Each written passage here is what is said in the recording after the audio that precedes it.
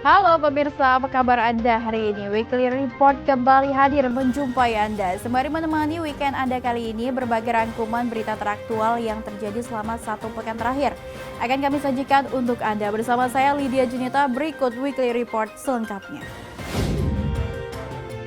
Puan Maharani mengajak membangun Indonesia dengan saling menghargai. Polri siap amankan Nataru hingga perluas pemberantasan narkoba dan perjudian.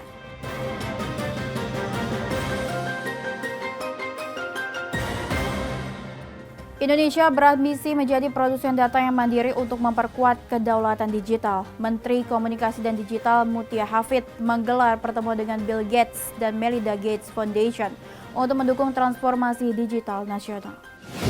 Indonesia mulai beralih dari konsumen data menjadi produsen data yang mandiri. Isu ini menjadi fokus dalam pertemuan strategis antara Menteri Komunikasi dan Digital Mutia Hafid dan Bill dan Melinda Gates Foundation. Menkom DG menekankan pentingnya pengembangan infrastruktur digital dan inklusi keuangan untuk menciptakan ekosistem digital yang inklusif dan aman. Pemerintah juga mendorong literasi digital untuk meningkatkan pemahaman masyarakat tentang keamanan data dan pengelolaan teknologi. Bill dan Melinda Gates Foundation mendukung penuh inisiatif ini, menawarkan bantuan teknis, serta berbagi pengalaman dari negara lain. Transformasi digital Indonesia diharapkan menjadi model global dalam tata kelola data yang inklusif. Ketua KPK sementara Nawawi Pomolango mengungkap hasil kinerja lembaga anti rasuah selama 5 tahun terakhir. Setidaknya selama 5 tahun di KPK sudah ada 597 kasus yang telah ditindak KPK dari berbagai sektor. Lembaga Komisi Pemberantasan Korupsi atau KPK tengah memperingati Hari Anti Korupsi Sedunia. Dalam perayaan itu, Ketua KPK sementara Nawawi Pomolango juga mengungkap hasil kinerja lembaga tersebut selama 5 tahun terakhir. Nawawi mengatakan dalam peringatan Hari Korupsi Dunia, pemberantasan tipikor tidak hanya efek jerah, tetapi juga memulihkan keuangan negara secara optimal. Ia mengatakan setidaknya selama 5 tahun terakhir, KPK telah menyumbang PNBP sebesar 2,4 triliun rupiah. Tim Liputan, Berita Nasional TV. Pada upaya penindakan tindak pidana korupsi sejak tahun 2020 sampai dengan 2024 ini, atau selama kurang lebih 5 tahun terakhir ini, Komisi Pemberantasan Korupsi telah menangani 597 perkara. Beberapa perkara tersebut terjadi di berbagai sektor seperti hukum, pembangunan infrastruktur perizinan, sumber daya alam, pendidikan, hingga kesehatan. Penindakan tindak pidana korupsi tidak hanya untuk memberikan efek jera bagi para pelakunya, namun juga untuk pemulihan kerugian keuangan negara secara optimal. Dari sejumlah penanganan perkara di tahun 2024, KPK berhasil melakukan aset recovery yang menjadi salah satu sumbangsi nyata bagi pemberantasan korupsi terhadap pemasukan kas negara melalui penerimaan negara bukan pajak PNBP sebesar 2 triliun 490 miliar 470 juta 167.594 rupiah. Khusus untuk tahun 2024 total aset recovery adalah sebesar 677 miliar 593 juta 85.560 rupiah. Subdit Renaktar, Direktorat Reserse Kriminal Umum Polda Metro Jaya membuka posko pengaduan bagi masyarakat yang merasa menjadi korban dari dokter kecantikan abal-abal Ria Beauty. Dari hasil pemeriksaan yang dilakukan, penyidik dokter kecantikan abal-abal berinisial RA ini sudah menjalankan aksinya sejak 5 tahun lalu dengan omset ratusan juta rupiah per harinya. Sebuah kamar hotel di kawasan Jakarta Selatan yang dijadikan tempat praktik perawatan kecantikan digerebek petugas Subdit Renaktar di Treskrim Polda Metro Jaya beberapa waktu lalu. Di dalam kamar hotel, seorang dokter kecantikan abal-abal berinisial RA dan asistennya berinisial DN yang baru saja memberikan pelayanan perawatan terhadap 7 pasien.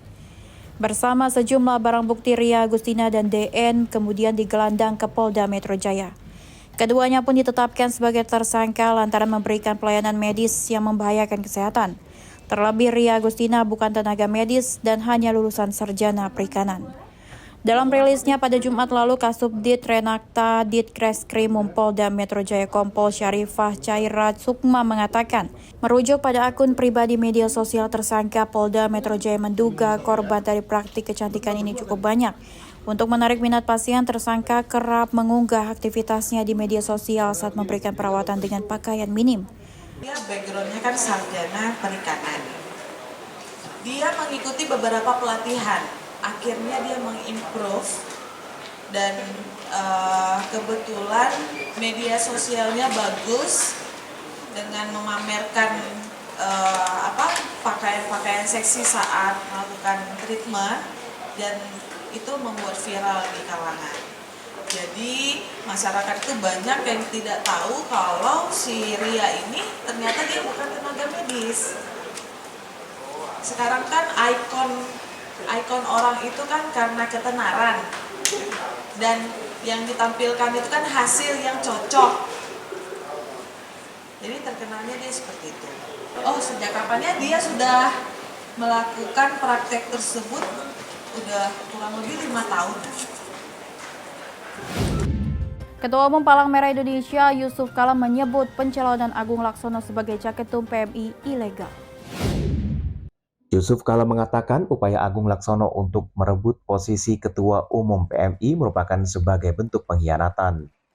Bahkan pria yang akrab disapa JK itu menuding upaya manuver Agung Laksono tidak hanya sekali ini. Sebelumnya Agung juga pernah merebut Golkar dengan bikin tandingan Kosgoro. JK mengatakan buntut dari peristiwa itu pihaknya telah melaporkan tindakan Agung Laksono ke polisi. Bahkan ia juga telah memecat kepengurusan PMI yang dukung Agung Laksono. Itu ilegal dan pengkhianatan. Kedua, itu kebiasaan Pak Agung Laksono. Dia pecah Golkar, dia bikin tandingan Kosgoro. Itu memang hobinya. Tapi itu kita harus lawan karena dia berbahaya untuk kemanusiaan. Dan PMI hanya ada boleh satu dalam suatu negara, tidak boleh dua. Jadi kita sudah lapor ke polisi. Tim Liputan Berita Nasional TV. Ya, informasi menarik lainnya akan kami sajikan usai jeda. Berikut ini tetaplah bersama kami di Weekly Report.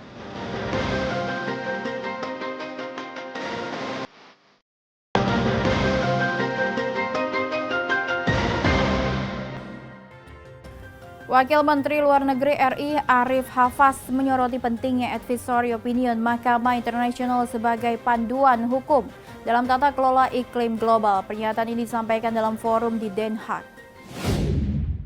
Wakil Menteri Luar Negeri Indonesia Arif Hafaz menegaskan pentingnya advisory opinion Mahkamah Internasional sebagai panduan hukum dalam mengatasi krisis iklim global. Hal ini diungkapkan saat menyampaikan pernyataan lisan Indonesia di Den Haag pada Kamis 5 Desember. Menurutnya kerangka hukum internasional seperti Deklarasi Rio 1992, UNCLOS 1982, dan Perjanjian Paris 2015 harus dijadikan landasan untuk memperkuat kerjasama global menghadapi perubahan iklim. Sebagai negara kepulauan yang rentan terhadap dampak perubahan iklim, Indonesia menekankan pentingnya akses pendanaan internasional serta kolaborasi untuk adaptasi dan mitigasi.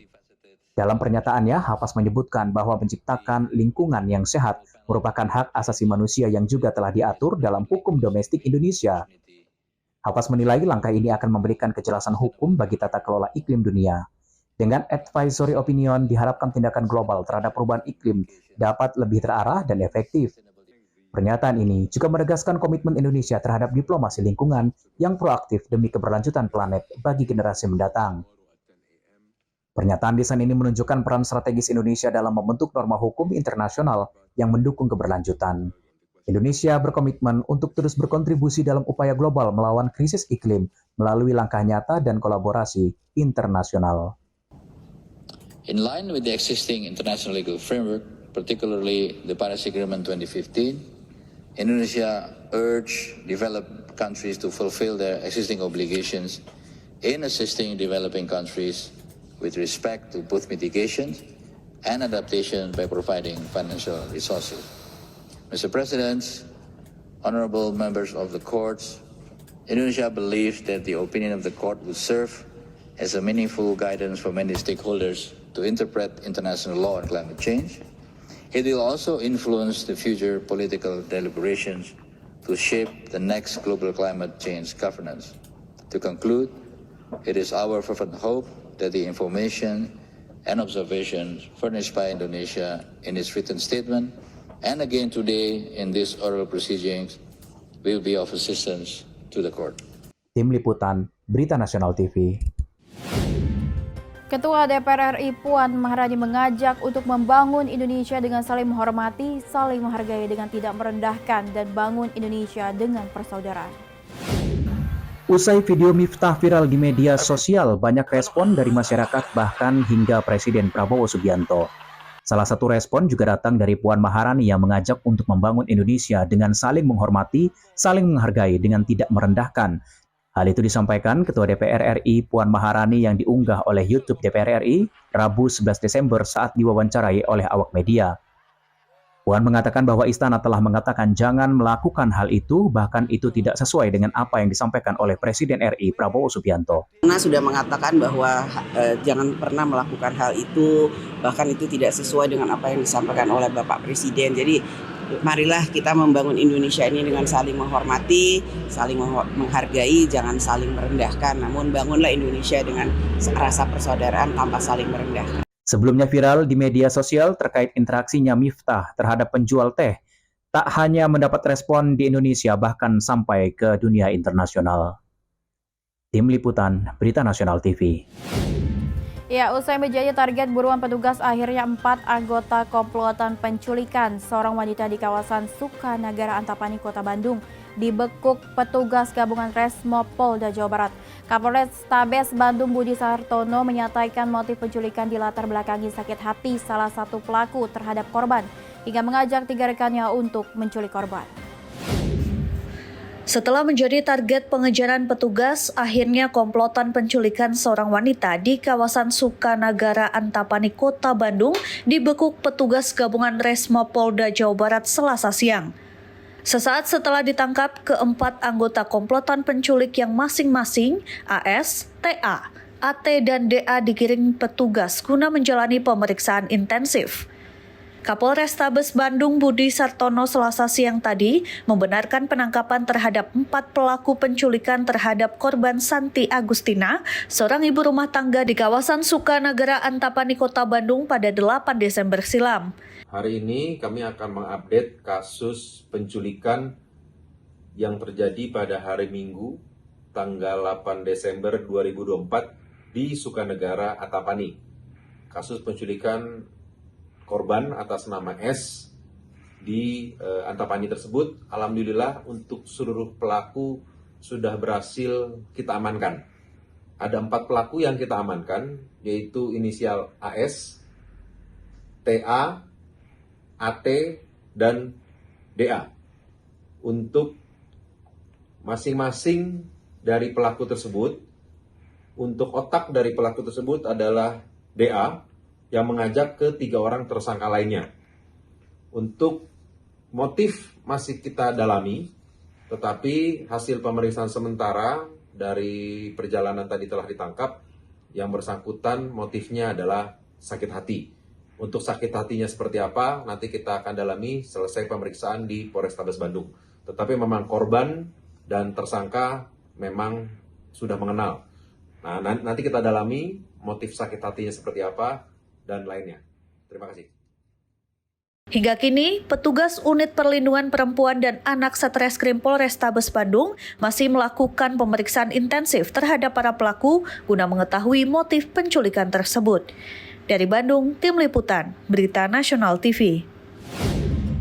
Ya, sebanyak 7.199 rokok ilegal dari berbagai merek disita kantor Bea Cukai dan Satpol PP Lumajang dari sejumlah warung kelontong.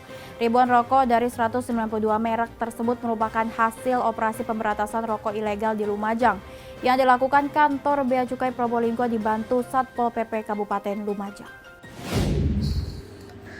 Ribuan rokok ilegal atau tanpa pita cukai itu diamankan dari 210 toko kelontong yang tersebar di 21 kecamatan di Lumajang.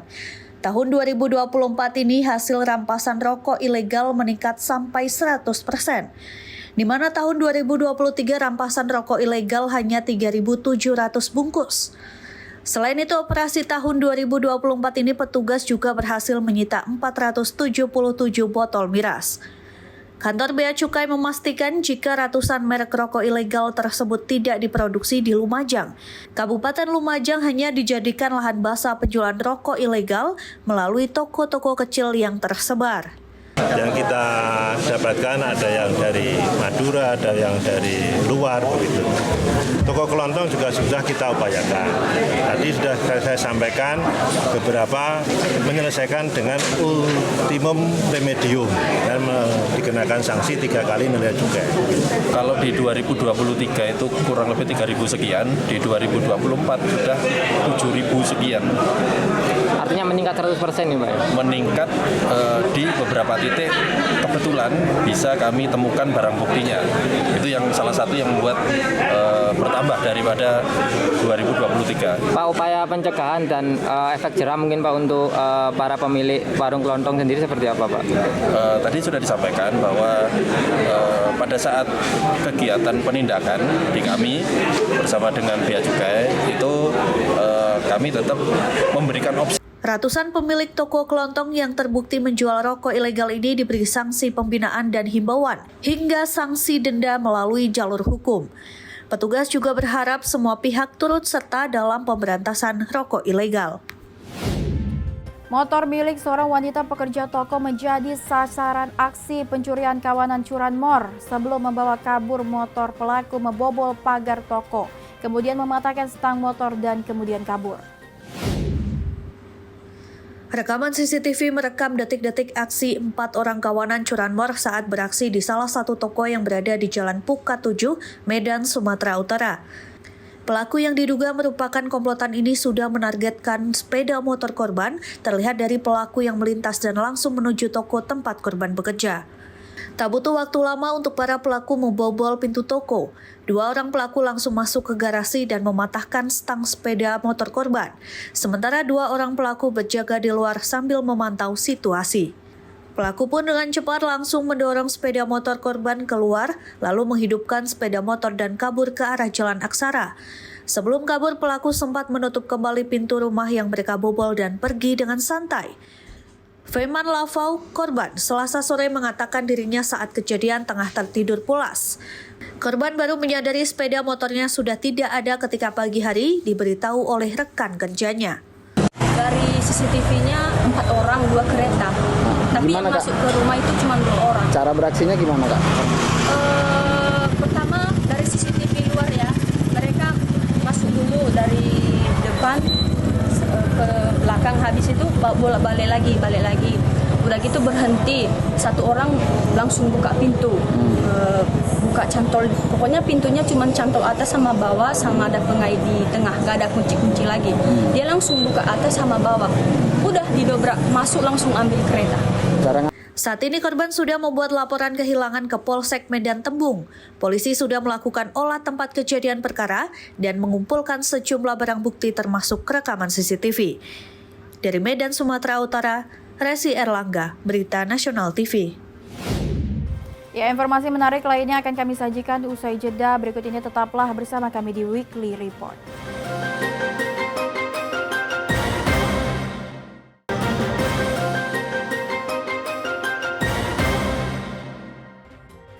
Ya, sementara itu kecelakaan tragis terjadi di Jalan Awe Syahrani, Samarinda. Kecelakaan terjadi akibat mobil relawan yang hendak menuju lokasi kebakaran menabrak sebuah pohon saat menghindari kucing yang melintas. Sebuah mobil relawan mengalami kecelakaan di Jalan Awe Syahrani, Samarinda pada Senin 9 Desember 2024. Insiden terjadi saat kendaraan tersebut melaju menuju lokasi kebakaran di Jalan Kurnia Makmur. Insiden terjadi ketika pengemudi berusaha menghindari seekor kucing yang melintas. Sopir langsung membanting setir hingga menabrak pohon dan menyebabkan 5 orang di dalamnya menjadi korban.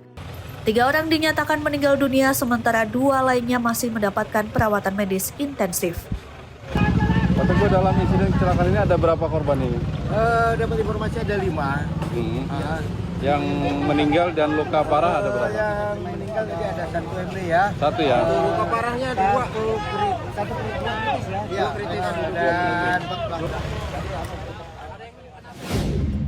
Dan Dan sementara itu Polri telah meningkatkan kesiapsiagaan untuk menjaga keamanan jelang Nataru 2024. Kapolri juga menekan keberhasilannya dalam pemberantasan narkoba dan perjudian daring, serta mendorong dukungan terhadap program swasembada pangan melalui optimalisasi lahan produktif.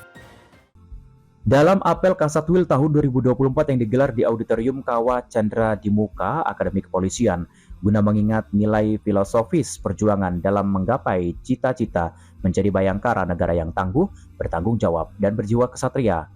Kapolri Jenderal Listio Sigit Prabowo menyampaikan kegiatan ini dihadiri oleh 571 peserta yang terdiri dari 27 perwira tinggi, pejabat utama Mabes Polri, 36 Kapolda jajaran, dan 508 Kapolres jajaran.